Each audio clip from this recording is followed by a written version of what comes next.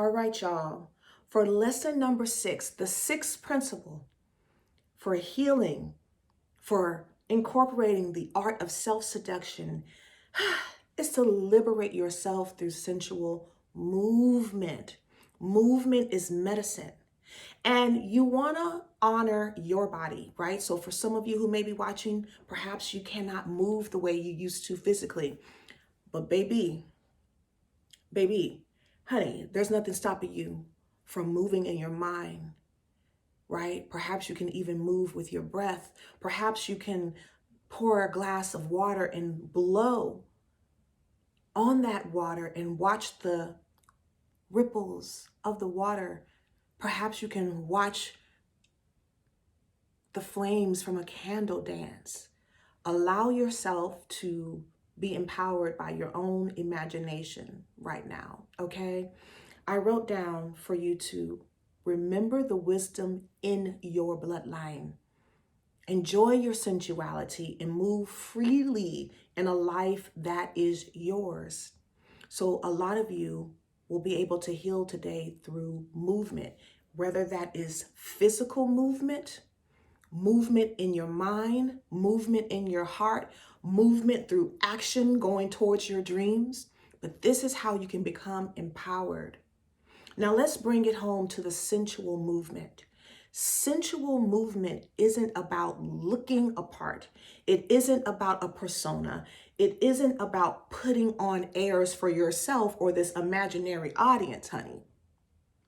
Sensuality is an invitation to enjoy yourself. It's an invitation to have a moment where you're not judging yourself. Sensuality to me isn't limited to sex or being sexy. I always like to say sexiness is the embodiment of you living in your truth. And that's what this sensual movement is about. It's about coming home to that feminine energy, regardless of your gender, right? For a lot of us, we were taught that sensuality or femininity was evil, was wrong. And so if you want to reclaim yourself, you have to heal from anything that you were taught that is harming you today. So put some music on, close your eyes, and move your hips. Move your chest, move your breast, touch your erogenous zones just for you. See what type of sensation you get when you caress your throat. What type of sensation do you get when you blow water in a cup or put water in your skin? Movement is medicine, and movement was one of the healing rituals, self-regulation tools that was taken from so many of us long ago and even today. Today, movement is still being weaponized.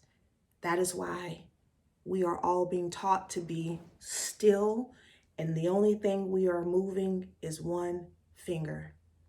And when you are stagnant, when you are numb, when you are disconnected, and when you are freely disconnecting yourself, you are easier to control.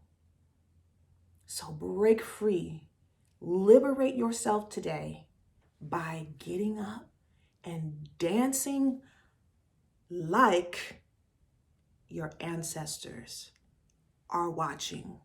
Dance like that 80-year-old version of you is watching.